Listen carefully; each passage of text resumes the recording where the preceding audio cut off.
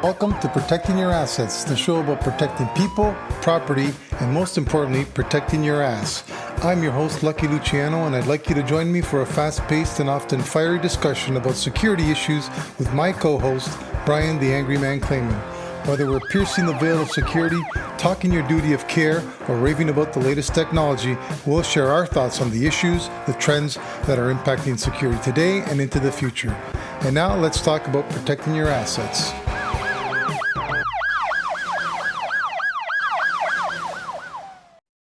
Well, hello, folks, and welcome to Protecting Your Assets. It has been a while, and I'm your host, Lucky Luciano. With me, the Angry Man, Brian Claman, is back.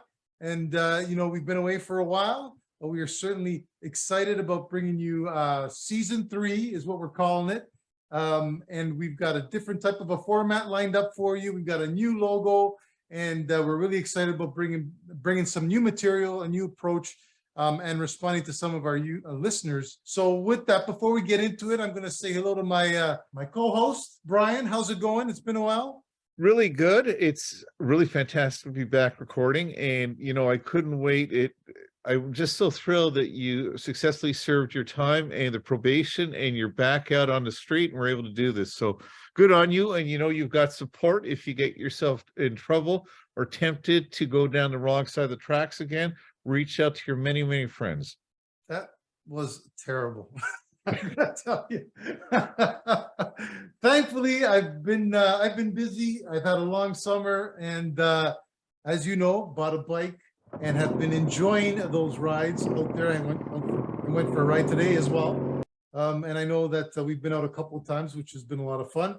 It was more like a crawl and not a pub crawl. As a new rider, it is painful to ride with you. But anyways, maybe by season 5 you'll have it figured out. I will. I'm going to be an instructor, so there you go. I'm taking the course now. They're exactly that itself is a statement about the quality of training, which probably is a segue to something we're going to do. I don't know. But... Yeah, it's called Stay Off the Roads. Yeah. So anyway, look, it's great to be back. We are going to be focusing on guards today. And instead of doing what's keeping us up at night as we used to do, we're going to change it and bring in a new type of format where we're basically going to talk about the good, the bad, and the ugly that we may have seen between recordings and between podcast sessions. So, and we may not have all three at every show, but just give us a little more breadth in terms of what we want to talk about or acknowledge. And we are going to try and keep it a lot tighter in this season to about 30 minutes per episode. First 15 minutes listening to Brian go on about how he knows everything, and then the last 15 minutes me correcting him and really focusing on the topic at hand. Ouch. Right? All right. So with that, the first thing I'm going to say about the good is that we are back. Yeah, you just hit me with this good, bad, ugly new idea or concept about 3 seconds ago. And the only thing that I could think of as good is, as a consultant, I had 2 clients pay me last week on time. So that was the good. In terms of bad and ugly, I'm not really sure, but you had mentioned some stuff you heard in the news that might fall into those categories. Yeah, unfortunately, we got lots of material to choose from the bad and the ugly. I think the bad for me is the fact that we see an unfortunate increase in police shootings over the last few weeks, both here and in the US. And despite the government's ban on handguns, apparently, I don't think the criminals got the memo. And so, and we've seen nothing but more shootings since that announcement was made, unfortunately. And I think that that's definitely a bad thing.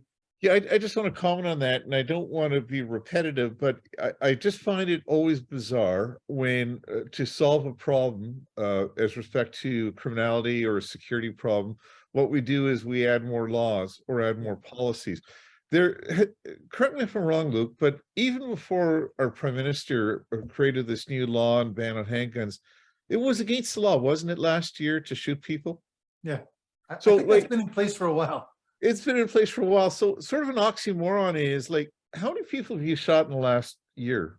See, the oxymoron to me is that good people really follow the rules. The word criminal means that you don't follow the rules. So adding another law without going after the source just seems like a lot of virtual signaling, which, by the way, could lead to a whole other podcast, but I'll leave it at that. But I'll tell you the tragic spate of police shootings in this country over the last month. I really can't remember anything like this.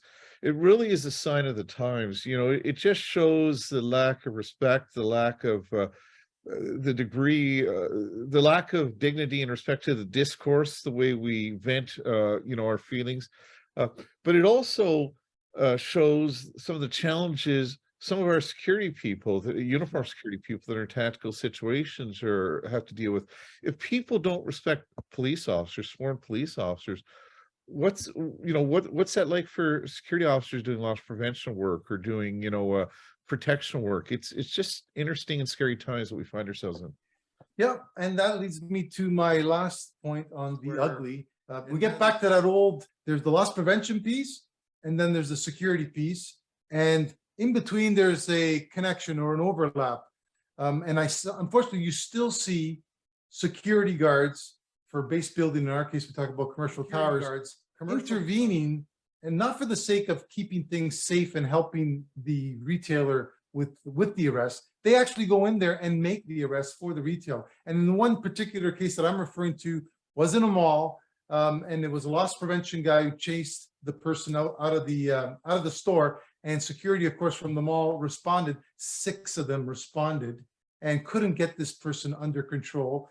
The what's the word? Not the dynamics, but the visuals are all horrible. If you see it online, it just looked atrocious. And of course, once everything was taken care of, the client or the retailer takes their property back and walks back to the mall and picks up business. Security is left with someone who, thankfully, I don't think she was injured, but she's under arrest, and now you're responsible for her, and you've got nothing to charge her with. Brian's rule of proportionality is that I assume what she probably did was to warrant that type of response by security. Was she involved in a homicide or an active attacker, or was it just 3 packages of gum that she stole? Because there's got to be proportionality between what's occurred and what the response is, number one. And number two, I think sometimes we have to remind ourselves, or clients have to understand, security is just that. They're not police. They're there to protect property. They're not there necessarily to enforce laws, especially if it's not a law that's broken, that's to the detriment of who the client they're representing is.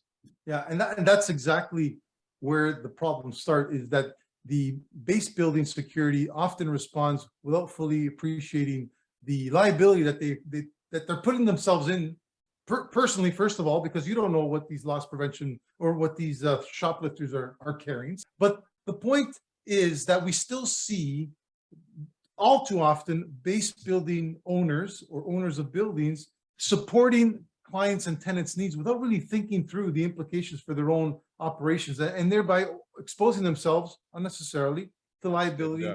Basically, I guess what you're saying is the ugly is this is an example, this news story of where security, for whatever reason, overstepped their authorities perhaps, or overstepped their mandate and got themselves into a big problem. And rather than de-escalating a situation, it became a lot more than it had to be. And that's a real problem, I think, with the industry, and a lot of the horror stories that you hear that make the media or end up in litigation are a result of that. The word security is all encompassing, and it means different things to different people. But as a professional, it means, it means a couple of distinct things to me. Not all security is the same. I mean, the guy that is sitting as a loss prevention officer is different than the guy that's a watchman at the factory that's signing people in and out, which is different than a security officer at a shopping mall that's doing patrols and looking for pickpockets and criminality occurring, okay? So there's different types of security, and I think a big problem with our industry is that a lot of the purveyors of security services don't understand that difference. It's one big bucket, and they're selling security guard services, not realizing or not appreciating the guy that's going to be the watchman is a different skill set and needs a different level of supervision and authorities than the person that's going to be that, what I call a tactical guard, that guy that's going to be doing patrols and responding to calls for service. And I think because of that blurry line, that's where we get ourselves into trouble. And that's where we get situations like you just talked about, where you had one loss prevention officer try to catch a bad guy that was stealing from their store, and 6 security guards for the retail, for the mall, intervening probably beyond what their responsibilities were. My question then is, you said that they don't understand the difference. I think they do understand the difference. I think they don't know how to create the guards to, like, they don't know how to stream those guards for those different jobs. They're all Yeah. they're all recruiting from the same pool. There's That- no that's magic there. But that's exactly right. You know, sorry for cutting you off, but that's what I do. What else is new? Yeah. My pet peeve is with this industry is that, as a generality, many of the people in the contract security industry that provide the frontline security guards that we see in buildings and shopping centers and hospitals, what have you, don't know a hell of a lot about security. And what they're doing is they view security as a commodity and as one size fits all. So I disagree with you when you say they do understand. They don't, because you just said it your own words. We're recruiting from the same pool. They're going through, by and large, the same level of training. Whether they're a tactical guard with responsibility for a nuclear power plant, or at a hospital working in the emergency department, or they're in the library sitting there to make sure that people are quiet, they're all being paid the same. Some of our friends in the security guard industry are going to tell me I'm wrong. They're going to say, no, our tactical guards are paid $18 an hour and the guy in the library is paid 17. Well, I'm sorry, that dollar is not a differentiator type thing. So that's really where I'm coming from. I don't believe they know. And I also believe, because the purpose of any business is to make money, they are being driven by the client rather than managing the client's expectations. Say, hey, for this application, this is the type of guard you need. This is the skill set. And by the way, to get that talent, we got to pay X. They're not doing that. They're saying the client doesn't want to pay more than $18, $19, $20 an hour. Therefore, the bill rate won't be more than $25, $26, $27 an hour. The starting proposition is wrong. We're starting from the wrong point of view. We're starting with a preconceived idea of what the guard's going to get paid no matter what. And I think we got to back up and say, what is it you want the guard to do? Then, as professionals, figure out what training, what skill sets do we need, and compensate accordingly. Yeah, but I think that that's happening in some areas of the industry. You see, there are some really good guards out there, and there are some programs that are working well. There's not many of them, because I think at the end of the day, you do have to pay for what you get at some level. And most of the guards, as you know, in this industry, it's a stepping stone to something else. You're not required to have good understanding of English or communication skills that are strong, because, and that's the core of the business. Like, you can't even get good communicators in our industry based on a $15, $16, $17 pay rate. Okay, so it's the core of our business. That's the problem. Why is it the core of the business? Because it's not about fulfilling a need. It's finding someone willing to work for $18 or $19 an hour and tip. My problem is not with the guards, the men and women that work as guards. I, think there's some real outstanding people out there that do an incredible job. My problem is not with them. My problem is with the industry. It's the companies and the leaders, but also the clients. And I'm going to give both of them, I'm going to attack both of them right now, okay? The clients don't understand what real security entails, okay? Because we do a terrible job telling them. And they have it in their mind that I'm not going to pay more than $25 or $26 or $27 an hour. The clients start from that perspective and they say, hey, my way or the highway. But the industry, the thought leadership of the industry have done a terrible job to educate the clients. One of the biggest challenges I had when I worked for a large real estate management company was I didn't want to pay the regular rate for guards when I was asking for these guards to do a lot for us. And every time I tried to sign a contract where I had to pay the guards a fair wage, representative of what they bring to the table, it was a battle with asset management, with the civilians, if you will. But the point is, I engaged in that battle and I managed their expectation. Over time, I changed the way they saw things. My big frustration is, I said, the clients, but also the companies. I do not think they are managing the client's expectations. I think they are so hungry to win the business. Not all, but many just sign contracts, they try and wing it, and we're our own worst enemy. And I'm not just blaming the companies, I'm blaming us. I'm blaming the security practitioners and leaders that aren't willing to to change the norm. You know, to change the status quo means taking a lot of grief. Because No, Luke, you and I have been working, you know, in Toronto in the commercial real estate vertical, you know, probably for over almost 20 years right now. Very little has changed. I might even suggest it's going backwards in some respects. And I've been doing this for over 40 years. I haven't seen a lot of change over that time. yeah, no, I won't disagree with that. I think the problem is the industry itself. There's no consistency in direction. There's no mission statement for the industry anywhere. You've got all these associations. Some of them do a pretty good job of trying to educate people who go there. They give out, you know, their conferences, and they try to bring the technology in and stay abreast. But that's where it ends. There is no lobbying of government to help the industry get better. It's very much like the Wild West, where, you know, I equate it back to construction, right? In the old days, you go to a Home Depot, you buy a hammer, and you're a carpenter. That was it. And the product was a reflection of that lack of training. You know, and now try and be one today. You got to go to college, you got to do your apprenticeship, and that's, you know, there's a process to get licensed, and then you can go and call yourself a real carpenter or an electrician or whatever else you want to call it. And the security industry seems to be stuck in that state where anybody can join as long as you have a pulse and you can wear a shirt, you can be a security person, and the industry seems okay with that. There's nobody saying, hey, let's set a standard. And I can tell you, I've had that conversation. You know, we've had these discussions where I've talked to associations and industry representatives about establishing a certification, something like Leeds does for Real estate, commercial real estate, right? For sustainability. Let's set a standard, right? Like that's the problem with the industry. There is no vision. There is no end game. It's just we're making our 2-3% and we're happy with it. Yeah, and I understand that. You know, as a security consultant, often I have clients that will engage our firm to help with an RFP to select, help them find a qualified, suitable security vendor that can provide guards, let's say, for their building, for their shopping center, for their factory. And one of the first questions I have with the client is, I say, okay, so how important is security to you? And everyone thinks security is important. Everyone wants the U.S. Navy SEALs level of training for the security officers. So once I understand, you know, once I understand the client's needs and what they're looking for, and they don't want the gumball brigade, and they don't want guy with white socks and falling asleep, you know, at his desk, and someone that looks like he's stuffed in his uniform. So once we understand that, I say, okay, so what are you willing to pay? And often I hear, well, you know, the going market rate.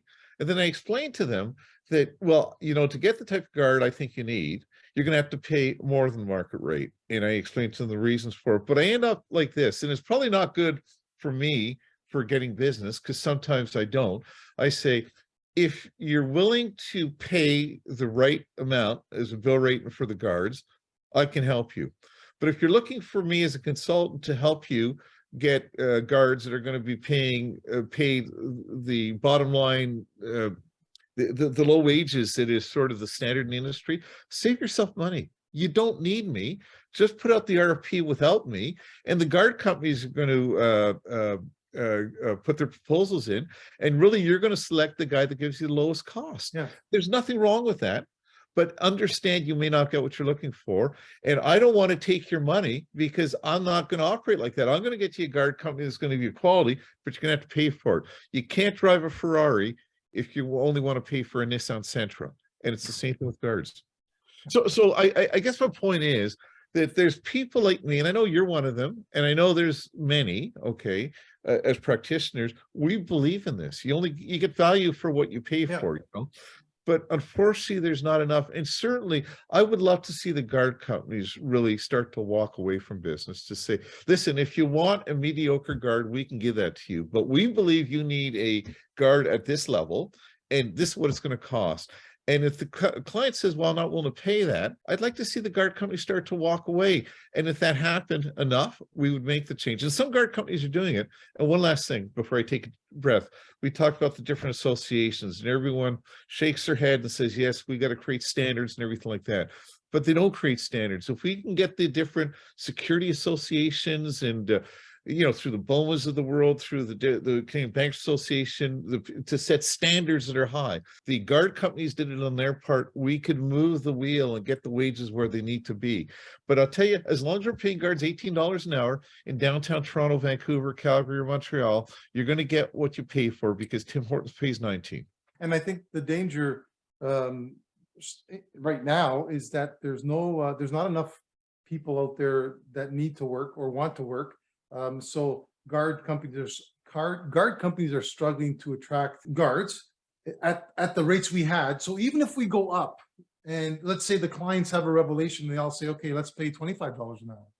You're just gonna bring that level of guard up to that $25 range, but they're not gonna improve the quality of that guard. I think that's the danger here. Well, no, but I disagree, because, and I had this discussion with my son who's in the business and business development. That's the wrong starting point. I mean, what we're doing is we're taking the industry that's operated a certain way for 100 years, okay, and we're saying, okay, how do we move it from $23 an hour bill rate, or 25, whatever current is, to 26? We're starting from there. I'm suggesting, let's pretend this is day one. Let's pretend we're just inventing the security industry and we're providing skilled manpower. And we start with the premises, what does skilled manpower look like and what does that cost? If that's $40 an hour, just for argument's sake, okay, then you build the whole industry on that. But we have built it the wrong way, on the low side. So really we have to burn it down and start over. And it takes innovation and courage. And, I'm not going to mention any names, but there's some major security guard companies that we know, the former president of this company, he's now in the States, but his vision was to do just that. His vision was that, I can't change from within. So why don't I be a realist and say, we have guards just like everyone else, but we also have guards over here. And that's a different division, different training, different bill rate, different uniforms. But if you want these guys, the Ferraris, you're going to have to pay the guard $30 an hour. I have so many clients that say, I want a guard that can take care of business, almost like a police officer. Police officers don't get paid $18 an hour. Exactly. Even in training, they don't. Right. So I think we're starting from the wrong point of view. We've got to start, okay, if we were going to create the industry today, what does it look like? What does the oversight look like, the training look like, and the pay rate? And unless we do that, we will never get it to the right level. Because you're right, we could say we're going up from $18 to $21. You're just going to take those people of low quality and pay them 21. Because Luke, when I was 18 years, if I was 18 years old today or 25 years old today, I wouldn't work for $18 an hour when I could be a policeman and be making $100,000 after 2. You're not going to get me unless you radically, and I'm not saying pay guards like policemen, not at all, but they're not even in the same. They're nowhere near. There needs to be a shift. When I think of security in Europe, for example, there's a level, more when you think of like Ireland, they've got that middle police. It's not a police officer, it's not a police officer, but they're security. But man, if you saw them on the street, you'd think that they're a police officer without a gun. Like that's how well trained they are. They're respected, right? That comes with respect as well. Here, for whatever reason, well, we've talked about some of the reasons, but they're still viewed as Paul Blart, right? The mall cop. They're laughed upon. There's zero respect for them. And quite honestly, when the police are getting slapped around as they are today, it's hard to, why would they even respect, if they don't respect police, as you said at the start of this episode, why the hell would they respect a person in a security guard, right? So it's even that much tougher for them to get that type of respect from the public that they're dealing with. And this is not a reflection of the guards, because again, it reflects, we are hiring for a large part the wrong people into the industry. Like, could you imagine right now there's a shortage of nurses, okay? And in Ontario, and doctors and healthcare professionals. And part of the problem, as I understand it, is the government has a cap on salaries and we're not willing to pay more. It's almost like the security guard industry. They get paid a lot better than security guards. But what if we said, okay, we need bodies, so let's just hire new people to Canada that are willing to work for whatever those wages are, okay? Rather than saying hire people with the skill set and then pay for that skill set, we just need bodies, so let's just hire, who's looking for jobs? Well, immigrants to the country are looking for jobs Yeah, because they're trying to establish themselves, but they may or may not be the right fit. yeah, And that's what's lacking in the security industry. There's a war for talent right now, and guard companies are doing what they can to attract people with signing bonuses and everything. That's great, but you wouldn't need that if we had a fair wage. And quite honestly, and I think the same thing is going to happen with nurses, there's going to be a breaking point. yeah. Clients, you can only blame the security guard company so many times for providing substandard guards. At some point, you have to look in the mirror and say, what did I expect if I'm paying this gentleman or this woman 17 or 18 or $19 an hour? I'm not saying it's the guard's fault, but we're setting them up for failure. We're putting the wrong people into the wrong positions. Well, I defend the guards. Yeah, you're very pro-guard. I'm very pro-guard, but As I am also. I blame the industry. The industry stinks. It's like you said earlier, it's not just contractors, it's the clients are just as much to blame. And we've talked about the fact that they don't 100%. have the resident expertise and rarely go out and get that expertise. They just hand it over to somebody in another department, another division, and say, hey, you can do security. Sort of like the contractors do with the guards, right? Hey, you can do security. You're just off the boat, can't speak English, but we're going to put you in a role where you've got to engage people and expect you to manage that well, not being able to speak the language well. And that's the same thing with clients who bring on security with no security expert in-house, right? They'll sit there and the guy in operations, oh, he knows operations, he must know security. It's the same thing on their end. They're farming it out to somebody who doesn't know the industry, doesn't have the training, doesn't have the expertise, and he's going to make a decision on the type of guard contract company they're going to bring into the premise. But are they cheap? That's what matters to him. Yeah, and I think both you and I are saying the same thing. We talked a little bit about new Canadians. It's not because new Canadians are bad. It's because we're taking advantage of them. I just want to be really clear. This is not on the guards. Quite honestly, a lot of the guards I see, their work ethic, especially people that are new to the country or starting out, it's an incredible work ethic. Yeah. So that's not the issue. The whole industry needs a shakeup. And, to that point also, and again, it's a real sore point for me, when things go south, and it often does, when you have, when you're not able to provide the level of service that you need, okay, when things go south, it's been my experience, okay, I'm sure there's exceptions, who takes the hit, the company or the guard? The person is most expendable, the young man or woman that's working, and not being respected. He's the one that takes it. He's the one that we say, oh, Buddy or Charlie or Gloria screwed up. We're going to get rid of Gloria. Yeah. Gloria or Charlie is not the problem. It's the whole structure. All right. Well, look, we're at the time, I think. I don't have a timer on my side. You're recording this. Yeah, no, I think we're at the time. I don't want to go over. I would like to just sort of plant some seeds in your mind and also our listeners' minds if they agree. I'd like to do a session on body-worn cameras. And you're seeing more and more security companies use body-worn cameras. And I find it an interesting paradox. We talked in this season 3 opener about some of the quality issues in the security industry right now. And then more and more you're seeing body-worn cameras, and probably for the right reasons. What happens when you record activity which may not be the best representation of what our industry can offer? So I think that might be an interesting topic sometime in the future. We can do that on the next episode. You know that I piloted that over at one of my previous employees. Yeah, you're a big supporter.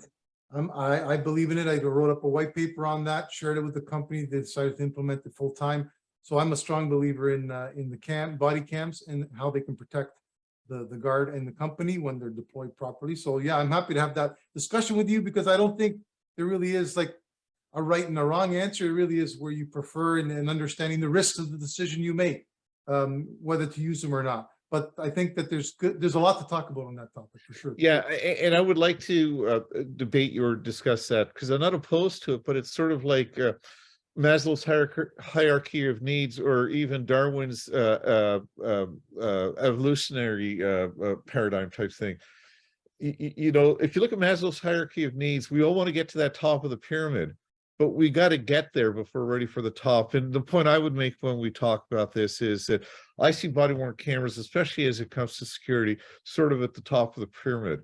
And the problem is, I believe, we're nowhere near even the mid-level of the pyramid right now. So I think it's a great idea whose time is too soon, but let's save it for next week or next time. Absolutely. See you Yeah. there. You're trying to dig in plant your seeds already. Like I'm just planting the seeds. I want this to be an exciting season, and I really encourage our listeners to let us know what you want to hear. I mean, we have all sorts of ideas for this season, some invited guests, some interesting topics. But please, if you're interested, if you have some ideas, go to our LinkedIn Protecting Your Assets page and drop us a note, or drop a note to my company's sponsor. Yeah. Send it to info@brianclaman.com, BRIAN Claman, there it is, .com, and just tell us what you'd like us to talk about or who you'd like us to interview, and we'll see what we can do to set that up.